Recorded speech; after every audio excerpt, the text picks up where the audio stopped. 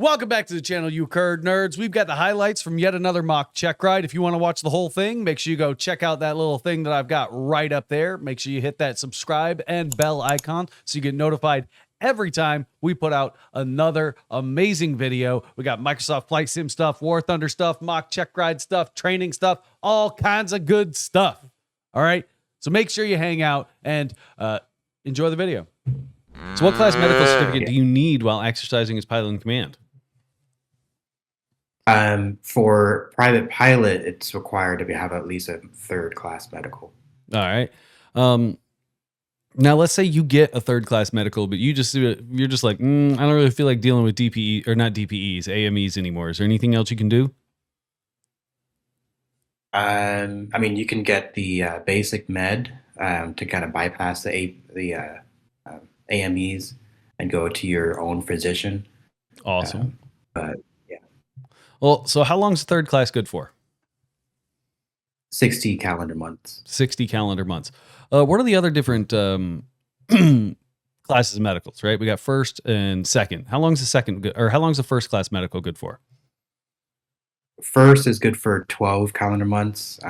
If you're under 40, then once you're above 40, it's 6 calendar months. All right. And what happens if you're under 40 after 12 calendar months? It drops down to third class. Third class. Yep. Is there any airspace as just a private pilot you still can't go into? Like, let's say you hit the lottery, you buy a Cirrus SR-22 turbo with a service ceiling at 24,000 feet. Is there any airspace you're not allowed in? Alpha airspace. All right. Where does Alpha start? Starts at 18,000 feet. So what flight time's required to be logged? Like what flights are required to be logged? Yeah, what do I have to put in my logbook? Anything that is going towards a certification that you're trying to obtain. All right, one other thing. And flight reviews as well. Well, recency. Right. Currency. Because how do you prove it, right? In the event of an accident, how do you prove that you had your takeoffs and landings within 90 days? Right. Gotcha. All right. So let's get into the aircraft. What documents are required to be in the aircraft? Let's say we're just going up on a nice VFR flight, nothing special. Gotcha. So first, you want to make sure you have your supplements in there. Like mine has a G1000, so the plane wasn't built with that G1000, so it has to have that supplement saying manual, pretty much. And then the placards need to be shown. If they're worn off or anything, the plane is unairworthy. You also have the airworthiness certificate, and then the registration, the radio license if it's going for international, the operating handbook, pilot's operating handbook, and the weight and balance. Awesome. Is there anything that would cause that airworthiness certificate to not be valid? If it's like, what's it called? If it's damaged beyond repair, I guess totaled, or if it's not within the FAA regulations of being, if it's being unairworthy. Yeah, if it's kept in an unairworthy state or be destroyed beyond all repair. Okay. Right? What would count as being held in an unairworthy state? Like what kind of stuff is required to get done on an airplane to make sure it maintains its airworthiness? It needs to have inspections, regular inspections. All right, and what are those?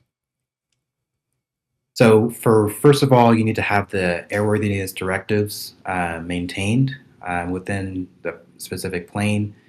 And then you need to have the VOR checked every 30 days if it's going for instrument. And then you have the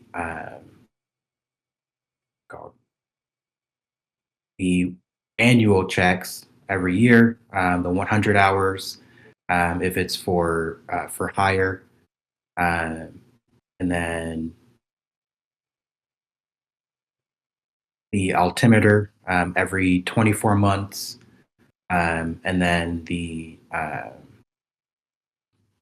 called the ELT as well needs to be checked every 12 months or every hour of continuous use, or half hour or half of the battery life has been depleted, or if it has been on for an unknown amount of time. And then the static pedostatic tubes every 24 months as well. All right. So the only thing that was I think you might just have a little bit of a misunderstanding on that ELT. So it's the ELT itself has to be checked for functionality. It's the battery that's being checked in it. So the battery and the ELT in your airplane, yes, they are a sealed unit and they will be replaced together, right? The Cessna with the G1000, it's in the tail. My ELT, believe it or not, takes a 9-volt battery. Oh, really? Yeah, it's just a yellow. It's just a little yellow box that sits in the thing. But when you said half of its useful life, that doesn't mean like my cell phone's at 50%. That means if the battery is rated to hold a charge for 10 years, it needs to be replaced at the 5-year mark. Right? Okay, gotcha. So half of the battery's useful life, not half of the battery's useful charge. Right? Okay, And, half the battery. Yep. Now, you said airworthiness directives. Can you kind of describe to me what an airworthiness directive is? So those are just mandatory, looking for a word, not repairs, but mandatory updates, I guess you could say, that come from the manufacturer saying that this needs to be done. And if it's not airworthiness or not airworthy anymore. So they start from the manufacturer, yes. The manufacturer like kind of admits that something's wrong with the airplane, but they really come from the FAA. It's service bulletins that come directly from the manufacturer. Do you understand the difference between a service bulletin and an AD? Yeah, service bulletin is optional. It's kind of optional. Did your flight school actually let you dig through the maintenance logs? Or do they have like a maintenance status sheet? They have maintenance logs. Like they give us a folder when we're walking out to the plane, and then within the checklist it says check the maintenance. So you just have to make sure that all the maintenance logs have responses from maintenance saying that if someone saw that this needed to be fixed, it actually was done, so you were good to go. Okay, now, so I guess the big question is like, I understand a lot of schools, they don't hand out the maintenance logs to the students because I mean they're kind of big and cumbersome. Here, I'll grab mine real quick. Yeah.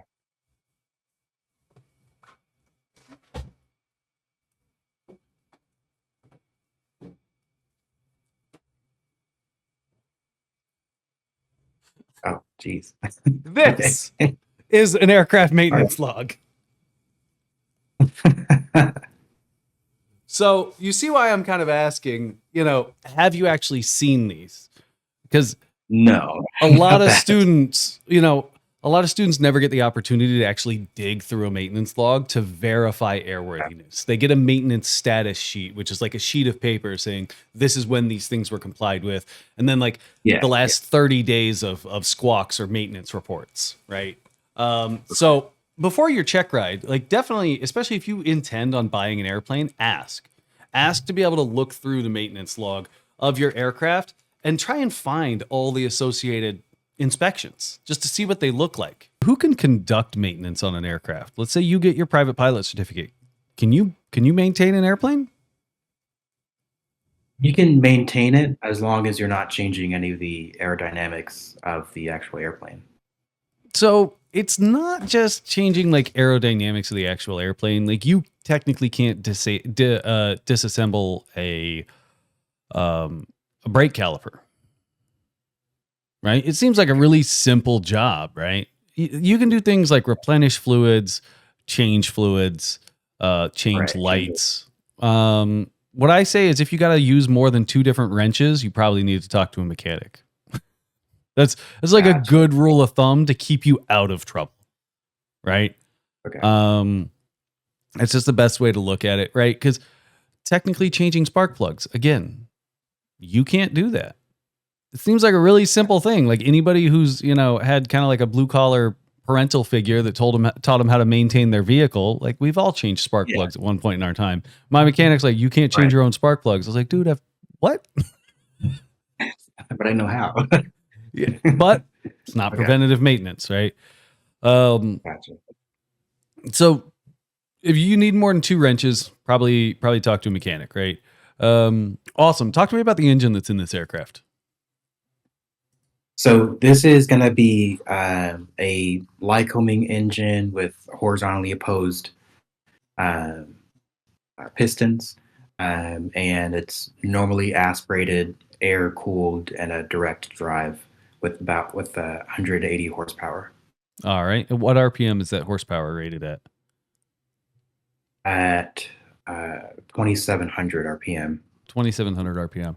So let's break down the IO360 part of it. What does that I mean? That's thought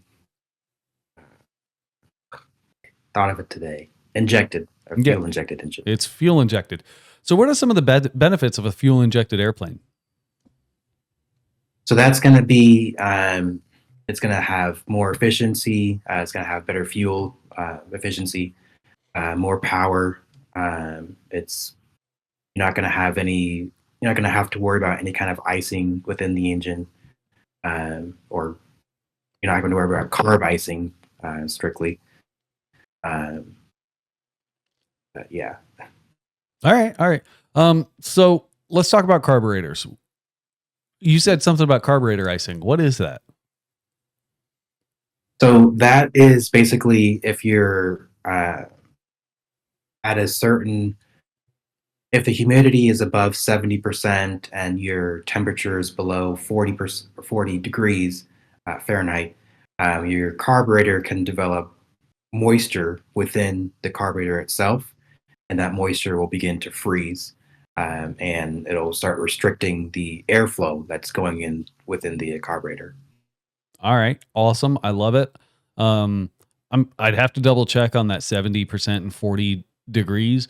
It sounds right, but to be honest, I'd leave the numbers out, right? What is carburetor icing? Not when are you susceptible to carburetor icing? Remember, they answer the question. Answer the question. What is carburetor icing? At high humidity and low temperatures, my carburetor will build up ice due to the Venturi action, dropping pressure and due to the Venturi action and the atomization of fuel. It drops temperature and condenses moisture that eventually freezes on the side of the walls of the Venturi, which can restrict the airflow and even bind up the butterfly or bind up the actual throttle. Right? Okay. How do you deal with carburetor icing? So you would open up or turn on the carburetor heat. All right. What are you expecting? If you were to turn on carburetor heat, what would you expect to happen? So immediately you would expect the RPM to drop. All right. Is the engine going to run better or worse than before the carb heat application? Gonna run worse. Yep. Do you know why? Yeah. So basically, what's happening is that an engine only likes to have air and fuel. So obviously, when ice melts, it turns into water, which is not combustible. So that air fuel mixture turns into air, fuel, and water. And then once the water is not combustible, it's going to deteriorate the performance of the engine temporarily. But then once that water is no longer in the engine, that RPM is going to raise back up.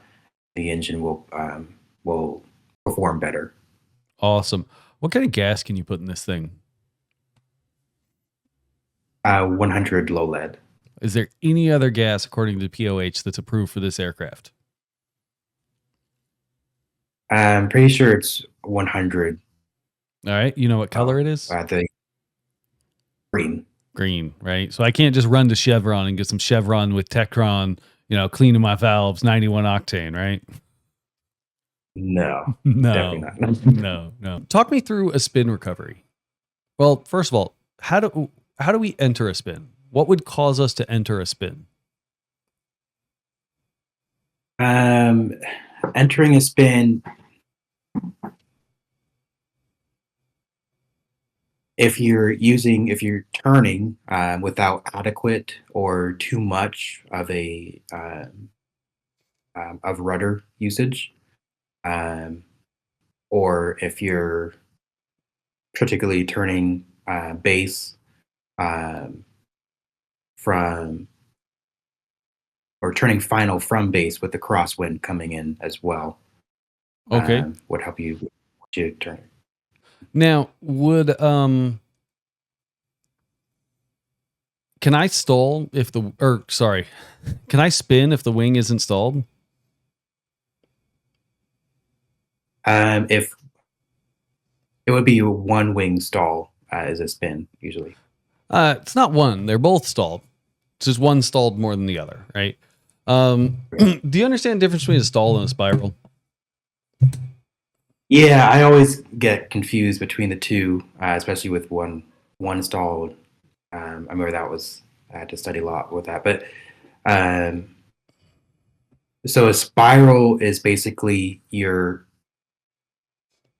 spiraling down, and then a spin is where both wings are stalled, and you're basically just kind of tumbling through the air. It's not really a tumble. A tumble and a spin are two different things. Go see if you get a buddy with a Pitts. They'll show you the difference. I would like to do that. Right. So to make it real easy, it's all about the axis of rotation. Where is the axis of rotation? Is it inside the airplane or outside the airplane? A spiral, the axis of rotation is on the outside of the airplane, right? So if I'm spiraling, the axis of rotation is here. Okay. Gotcha. If I'm spinning, the axis of rotation is within the airplane. Have you ever seen a maple leaf fall out of a tree? Yeah. That's a spin. Gotcha. Okay. That is exactly a spin. Okay. So how do I recover from a spin? So recovering from a spin, you'd want to do power idle, ailerons neutral, and then full rudder, full opposite rudder, whichever one is resisting you the most, and then elevator briskly down. Awesome.